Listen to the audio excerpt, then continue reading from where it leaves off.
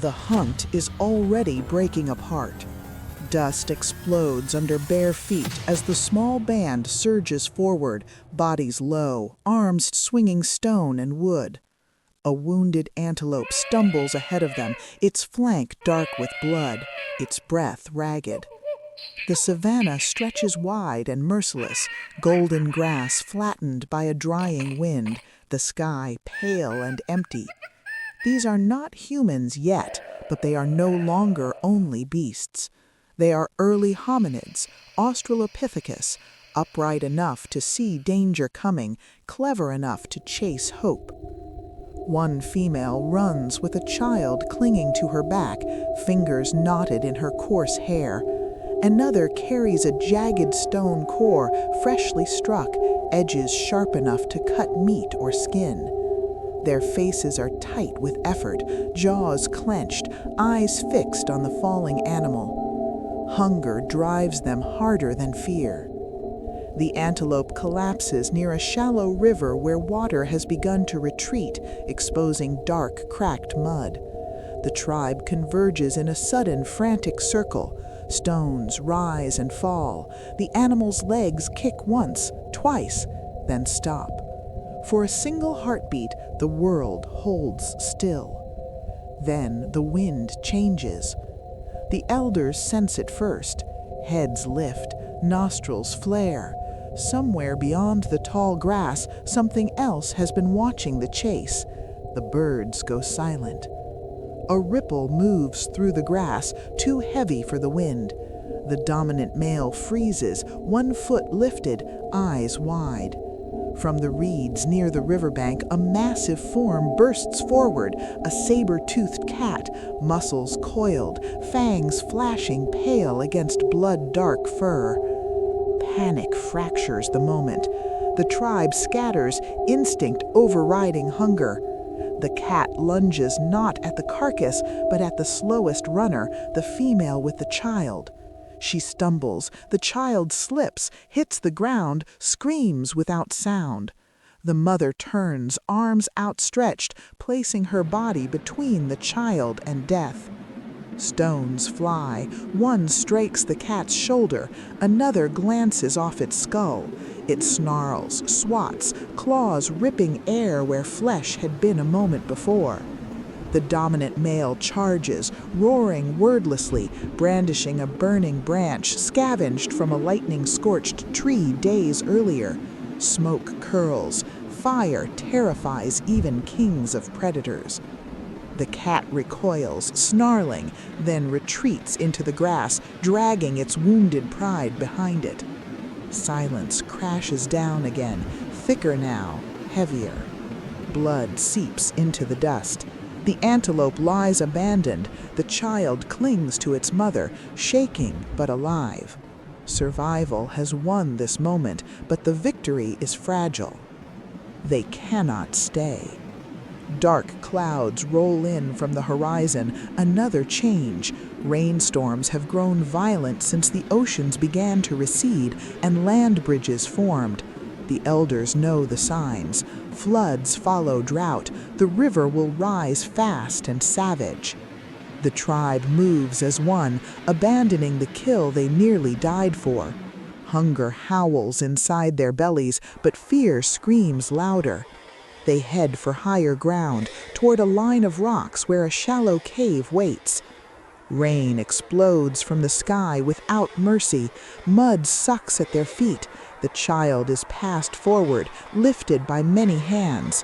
One elder slips, gasps, is hauled upright again. Thunder cracks the sky open. The river behind them roars, swelling, devouring the banks where they stood moments earlier. At the cave, they huddle together as water lashes the world outside. Lightning reveals shapes moving in the storm, hyenas drawn by blood, circling the abandoned carcass downstream. The tribe watches, helpless and starving, as the feast they earned becomes another creature's reward. Night falls with the rain. Inside the cave, the dominant female chews bitter leaves and presses them against a deep claw wound on a young male's arm. Herbal knowledge, passed by gesture, by imitation, keeps infection at bay. The child sleeps, chest fluttering, life stubbornly holding on. At dawn, the storm passes, but the land is transformed. Where grass once stood, mud stretches wide. The river has carved new paths, exposing stones, bones, and something else, strange, open land leading toward the horizon. The oceans have pulled back farther than before. New territories breathe for the first time. But they are not alone. On the far ridge, silhouettes appear, another band of hominids, similar bodies, similar hunger, different eyes. The two groups freeze across the open ground, studying one another. This is the second test. No tools are raised at first, only posture, size, threat.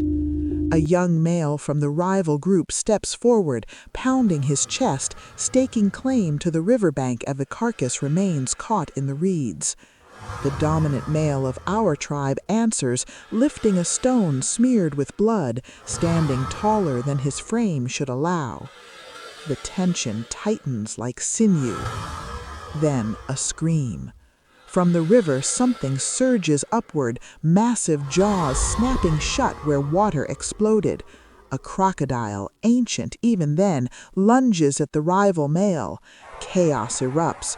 Both tribes scatter as the predator thrashes, dragging its prey under. The land itself has chosen. When the water calms, the river belongs to death. The rival tribe retreats, fear outweighing dominance. Our tribe does not chase. They turn instead toward the open land beyond the ridge, new ground born from retreating seas. Migration is the only answer. They walk for days. They scavenge bones, crack them with stones to reach the marrow. They dig for roots. They drink from cupped leaves. One elder falters, breath shallow, body failing. The group slows, then stops. The dominant female supports the elder until the final breath leaves him beneath an acacia tree. They do not bury him. They cannot, but they sit, touching his body, absorbing loss as part of survival.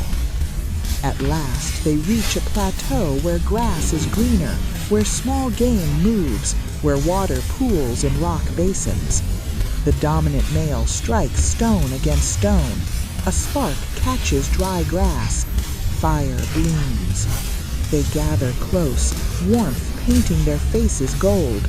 Meat roasts, small, hard-won, shared equally. The child gnaws a bone, eyes reflecting flame. Life continues. The camera pulls back. This tribe will not be remembered by name. Their struggle will not be written, but they endure, they adapt, they move forward into a world reshaped by receding oceans and rising land. From them, something greater will come, not because they were strong, but because they survived.